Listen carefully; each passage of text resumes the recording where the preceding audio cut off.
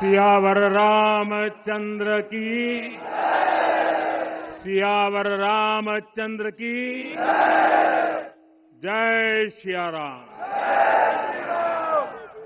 उत्तर प्रदेश की राज्यपाल आनंदीबेन पटेल, राष्ट्रीय स्वयंसेवक संघ के परम पूजनीय सरसंघ चालक डॉक्टर मोहन भागवत जी, उत्तर प्रदेश के मुख्यमंत्री योगी आदित्यनाथ जी, श्री राम जन्मभूमि तीर्थ क्षेत्र ट्रस्ट के अध्यक्ष पूज्य महंत नृत्य गोपाल दास जी, पूज्य संत समाज, यहां पधारे सभी भक्तगण, देश और दुनिया से इस ऐतिहासिक पल के साक्षी बन रहे कोटि कोटि राम भक्त, देवी और सज्जनों, आज अयोध्या नगरी भारत की सांस्कृतिक चेतना के एक और उत्कर्ष बिंदु की साक्षी बन रही है। आज संपूर्ण भारत, संपूर्ण विश्व राममय है।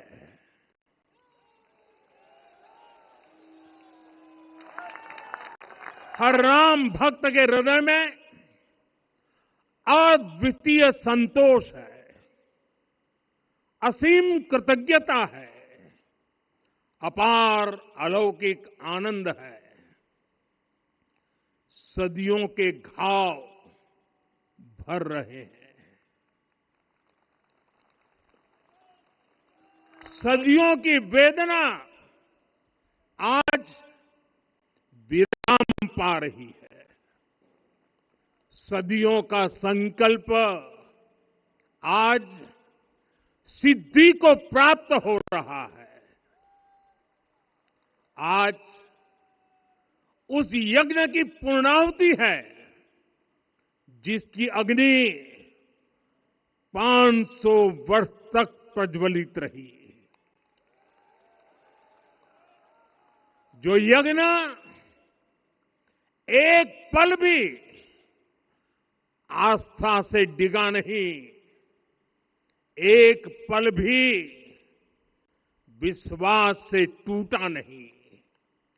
आज भगवान श्री राम के गर्भगृह की अनंत ऊर्जा, श्री राम परिवार का दिव्य प्रताप इस धर्म ध्वजा के रूप में इस दिव्यतम भव्यतम मंदिर में प्रतिष्ठापित हुआ है।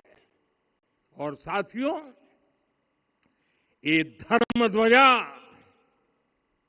केवल एक ध्वजा नहीं,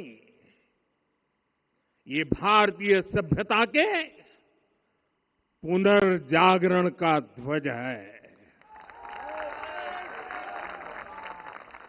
इसका भगवा रंग, इस पर रचित सूर्यवंश की ख्याति, वर्णित ओम शब्द और अंकित कोविदार वृक्ष राम राज्य की कीर्ति को प्रतिरूपित करता है। ये ध्वज संकल्प है, ये ध्वज सफलता है, ये ध्वज संघर्ष से सृजन की गाथा है, ये ध्वज सदियों से चले आ रहे स्वप्नों का साकार स्वरूप है। ये ध्वज संतों की साधना और समाज की सहभागिता की सार्थक परिणति है। साथियों, आने वाली सदियों और सहस्त्र शताब्दियों तक ये धर्म ध्वज प्रभु राम के आदर्शों और सिद्धांतों का उद्घोष करेगा।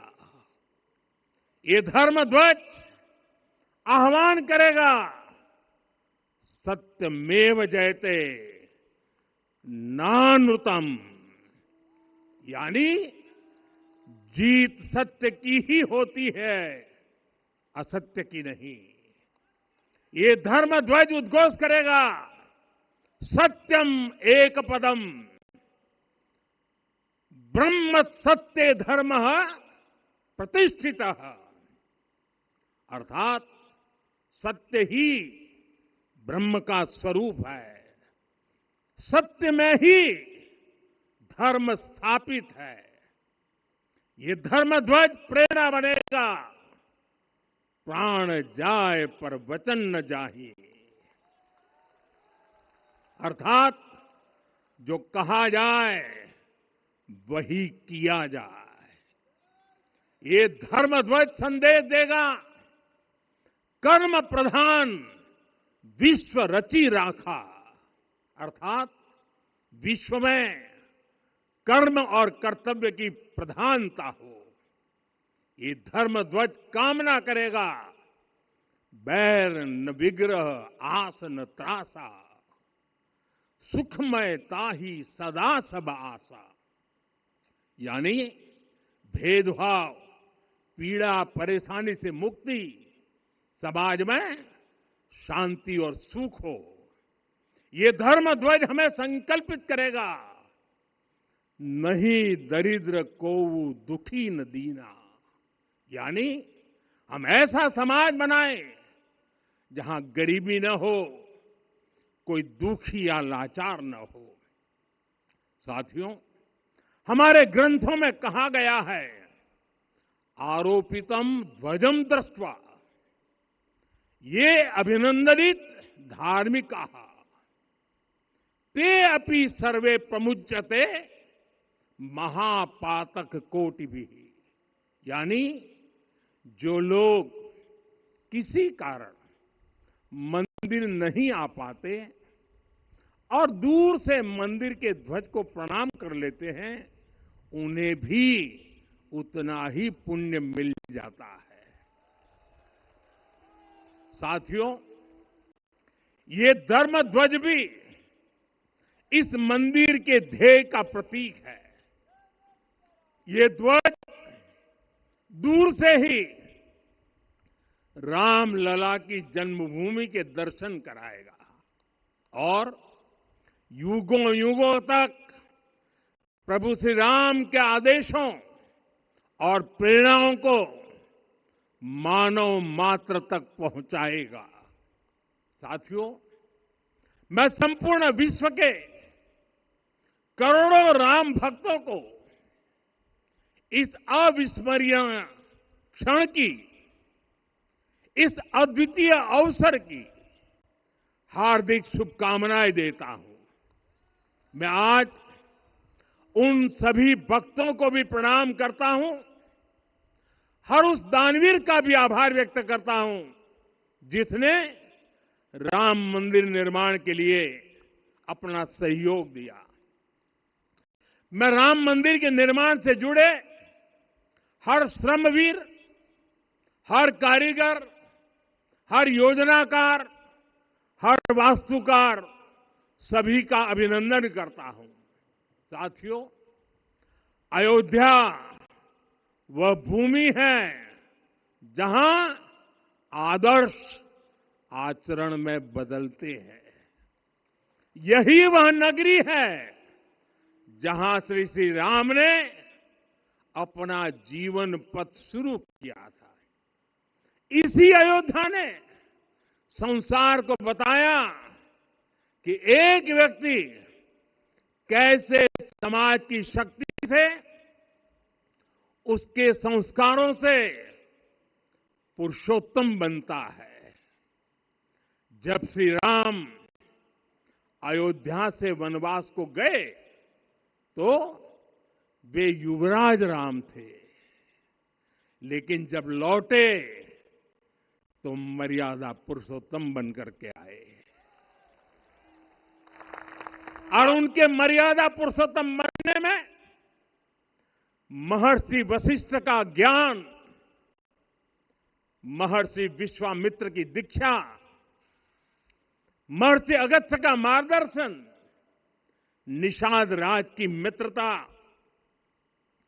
मां शबरी की ममता, भक्त हनुमान का समर्पण, इन सब की अनगिनत ऐसे लोगों की महत्वपूर्ण भूमिका रही है। साथियों, विकसित भारत बनाने के लिए भी समाज की इसी सामूहिक शक्ति की आवश्यकता है। मुझे बहुत खुशी है कि राम मंदिर का दिव्य प्रांगण भारत के सामूहिक सामर्थ्य की भी चेतना स्थली बन रहा है। यहां सप्त मंदिर बने हैं। यहां माता शबरी का मंदिर बना है, जो जनजातीय समाज के प्रेम भाव और आतिथ्य परंपरा की प्रतिमूर्ति है। यहां निषाद का मंदिर बना है।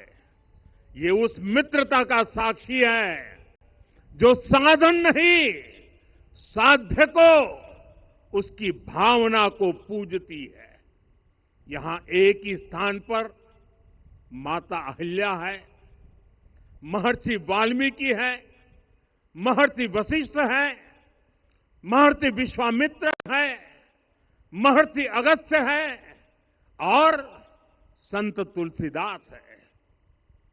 रामलला के साथ साथ इन सभी ऋषियों के दर्शन भी यहीं पर होते हैं।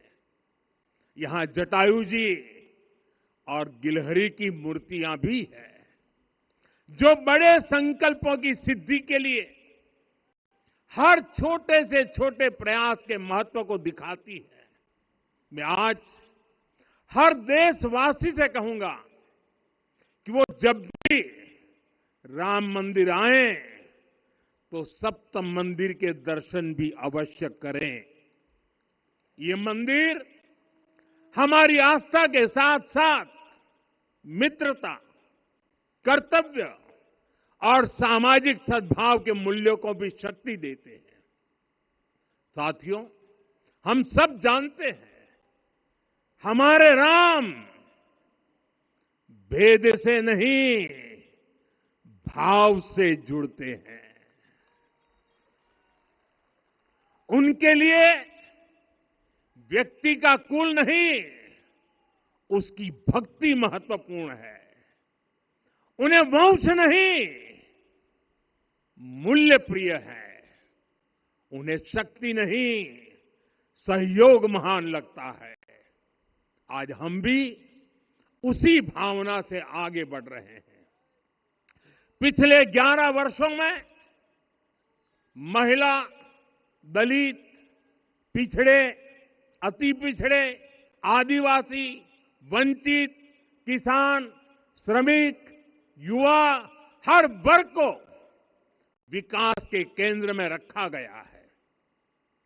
जब देश का हर व्यक्ति, हर वर्ग, हर क्षेत्र सशक्त होगा, तब संकल्प की सिद्धि में सबका प्रयास लगेगा। और सबके प्रयास से ही 2047 जब देश आजादी के 100 साल मनाएगा, हमें 2047 तक विकसित भारत का निर्माण करना ही होगा। साथियों, रामलला की प्राण प्रतिष्ठा के ऐतिहासिक अवसर पर मैंने राम से राष्ट्र के संकल्प की चर्चा की थी। मैंने कहा था कि हमें आने वाले 1000 वर्षों के लिए भारत की नींव मजबूत करनी है। हमें याद रखना है, जो सिर्फ वर्तमान का सोचते हैं वो आने वाली पीढ़ियों के साथ अन्याय करते हैं। हमें वर्तमान के साथ साथ भावी पीढ़ियों के बारे में भी सोचना है, क्योंकि हम जब नहीं थे ये देश तब भी था, जब हम नहीं रहेंगे ये देश तब भी रहेगा। हम एक जीवंत समाज है, हमें दूरदृष्टि के साथ ही काम करना होगा। हमें आने वाले दशकों, आने वाली सदियों को ध्यान में रखना ही होगा। और साथियों, इसके लिए भी हमें प्रभु राम से सीखना होगा। हमें उनके व्यक्तित्व को समझना होगा। हमें उनके व्यवहार को आत्मसात करना होगा। हमें याद रखना होगा, राम यानी आदर्श, राम यानी मर्यादा, राम यानी जीवन का सर्वोच्च चरित्र, राम यानी सत्य और पराक्रम का संगम। दिव्य गुणे शक्र समो रामः सत्य पराक्रमः। राम यानी धर्म पथ पर चलने वाला व्यक्तित्व। रामः सत्पुरुषो लोके सत्यः सत्यपरायणः। राम यानी जनता के सुख को सर्वोपरि रखना। प्रजा सुखत्वे चंद्रस्य। राम यानी धर्म और क्षमा का दरिया। वसुधाया क्षमा गुणे है। राम यानी ज्ञान और विवेक की पराकाष्ठा। बुद्ध या बृहस्पति तुल्य। राम यानी कोमलता में दृढ़ता। मृदु पूर्वज भाषते। राम यानी कृतज्ञता का सर्वोच्च उदाहरण। कदाचन नोपकारेण कृति नैकेन तुष्यति। राम यानी श्रेष्ठ संगति का चयन। शीला वृद्धे ज्ञान वृद्धे वयोवृद्धे च सज्जनै। राम यानी विनम्रता में महाबल। वीर्यवान च वीर्येण महता स्वेन विस्मितः। राम यानी सत्य का अडिग संकल्प। न च अनुत्र कथो विद्वान। राम यानी जागरूक, अनुशासित और निष्कपट मन। निस्तिंद्र अपम्रत च स्वदोष परदोषवित। साथियों, राम सिर्फ एक व्यक्ति नहीं, राम एक मूल्य है, एक मर्यादा है, एक दिशा है। अगर भारत को साल 2047 तक विकसित बनाना है, अगर समाज को सामर्थ्यवान बनाना है, तो हमें अपने भीतर राम को जगाना होगा। हमें अपने भीतर के राम की प्राण प्रतिष्ठा करनी होगी। और इस संकल्प के लिए आज से बेहतर दिन और क्या हो सकता है। साथियों, 25 नवंबर का यह ऐतिहासिक दिन अपनी विरासत पर गर्व का एक और अद्भुत क्षण लेकर आया है। इसकी वजह है धर्म ध्वजा पर अंकित कोविदार वृक्ष। ये कोविदार वृक्ष इस बात का उदाहरण है कि जब हम अपनी जड़ों से कट जाते हैं तो हमारा वैभव इतिहास के पन्नों में दब जाता है।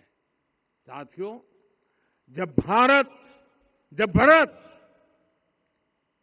अपनी सेना के साथ चित्रकूट पहुंचे तो लक्ष्मण ने दूर से ही अयोध्या की सेना को पहचान लिया। ये कैसे हुआ, इसका वर्णन वाल्मीकि जी ने किया है। और वाल्मीकि जी ने क्या वर्णन किया है? उन्होंने कहा है, विराजित उद्गत स्कंधम कोविदार ध्वज रथे। लक्ष्मण कहते हैं, राम, सामने जो तेजस्वी प्रकाश में विशाल वृक्ष जैसा ध्वज दिखाई दे रहा है, वही अयोध्या की सेना का ध्वज है। उस पर कोविदार का शुभ चिन्ह अंकित है। साथियों, आज जब राम मंदिर के प्रांगण में कोविदार फिर से प्रतिष्ठित हो रहा है, यह केवल एक वृक्ष की वापसी नहीं है, यह हमारी स्मृति की वापसी है, हमारी अस्मिता का पुनर्जागरण है, हमारी स्वाभिमानी सभ्यता का पुनः उद्घोष है। कोविदार वृक्ष हमें याद दिलाता है कि जब हम अपनी पहचान भूलते हैं तो हम स्वयं को खो देते हैं। और जब पहचान लौटती है तो राष्ट्र का आत्मविश्वास भी लौट आता है। और इसलिए मैं कहता हूं, देश को आगे बढ़ना है तो अपनी विरासत पर गर्व करना होगा। साथियों, अपनी विरासत पर गर्व के साथ साथ एक और बात भी महत्वपूर्ण है, और वो है गुलामी की मानसिकता से पूरी तरह मुक्ति। आज से 190 साल पहले 190 साल पहले साल 1835 में 1835 में मैकाले नाम के एक अंग्रेज ने भारत को अपनी जड़ों से उखाड़ने के बीज बोए थे। मैकाले ने भारत में मानसिक गुलामी की नींव रखी थी। 10 साल बाद यानी 2035 में उस अपवित्र घटना को 200 वर्ष पूरे हो रहे हैं। कुछ दिन पहले मैंने एक कार्यक्रम में आग्रह किया था कि हमें आने वाले 10 वर्षों तक उस 10 वर्षों का लक्ष्य लेकर चलना है कि भारत को गुलामी की मानसिकता से मुक्त करके रहेंगे। साथियों, सबसे बड़ा दुर्भाग्य यह है कि मैकाले ने जो कुछ सोचा था उसका प्रभाव कहीं व्यापक हुआ। हमें आजादी मिली, लेकिन हीन भावना से मुक्ति नहीं मिली। हमारे यहां एक विकार आ गया कि विदेश की हर चीज, हर व्यवस्था अच्छी है और जो हमारी अपनी चीजें हैं उनमें खोट ही खोट है। साथियों, गुलामी की यही मानसिकता है जिसने लगातार यह स्थापित किया। हमने विदेशों से लोकतंत्र लिया।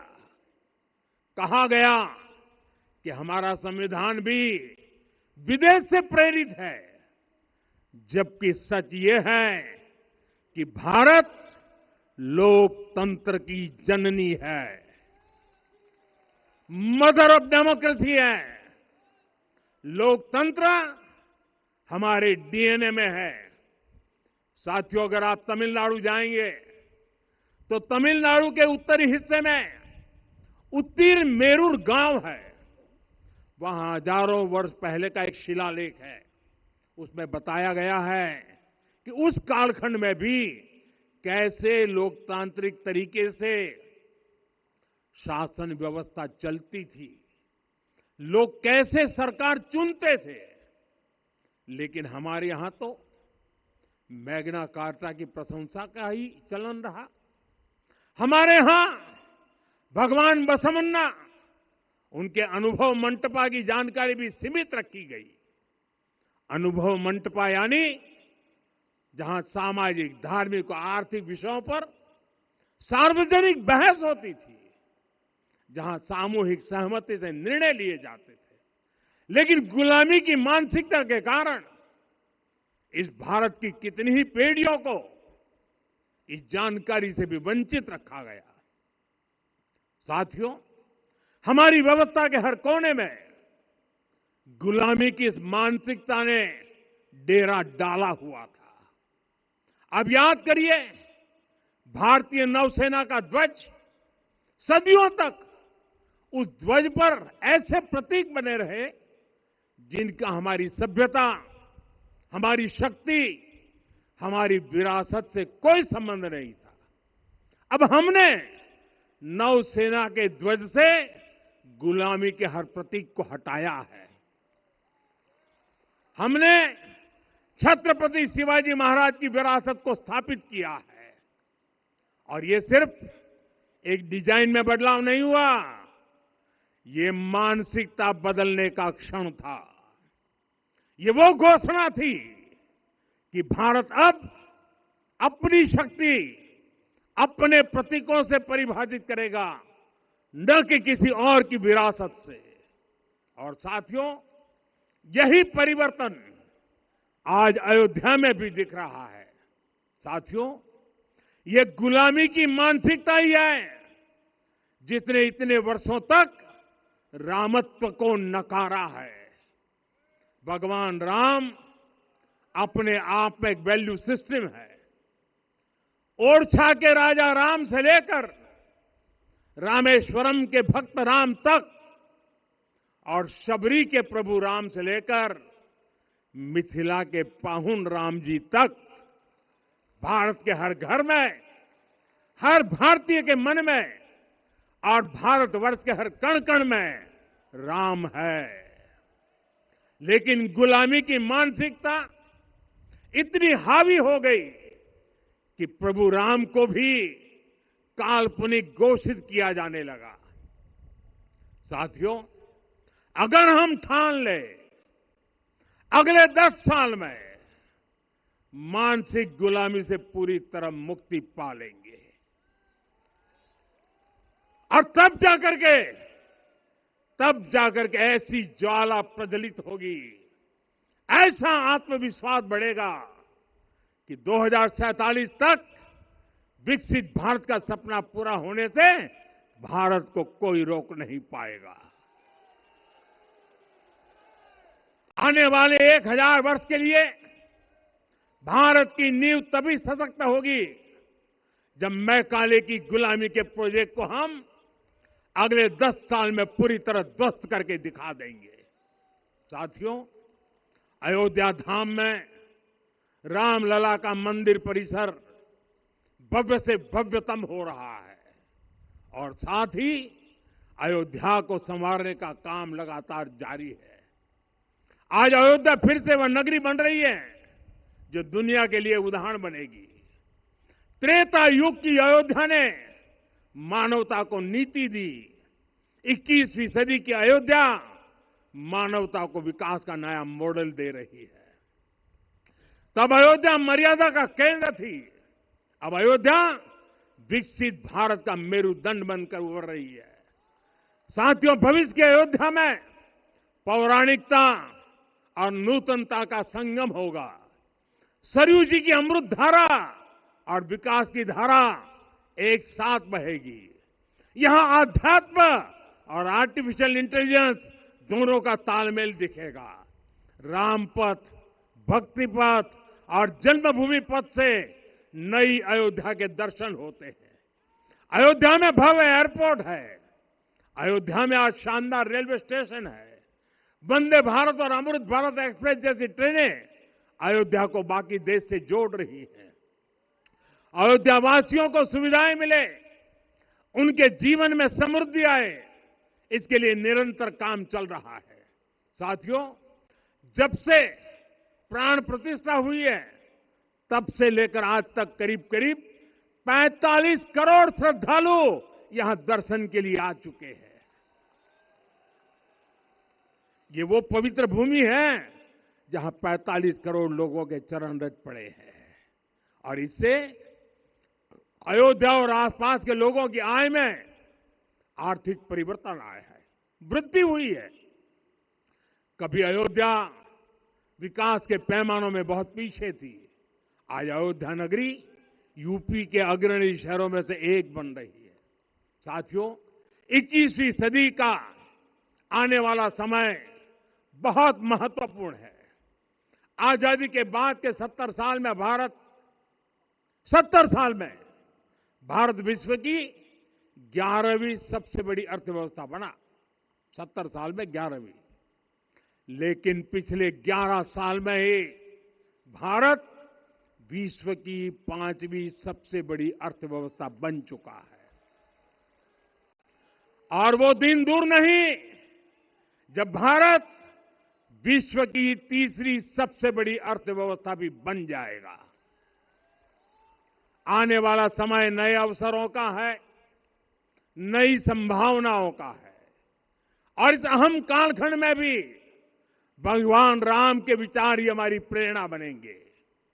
जब श्री राम के सामने रावण विजय जैसा विशाल लक्ष्य था, तब उन्होंने कहा था, सौरज धीरज ते ही रथ चाका, सत्यशील दृढ़ ध्वज पताका, बल विवेक दम परहित गोरे, क्षमा कृपा समता रजु जोरे।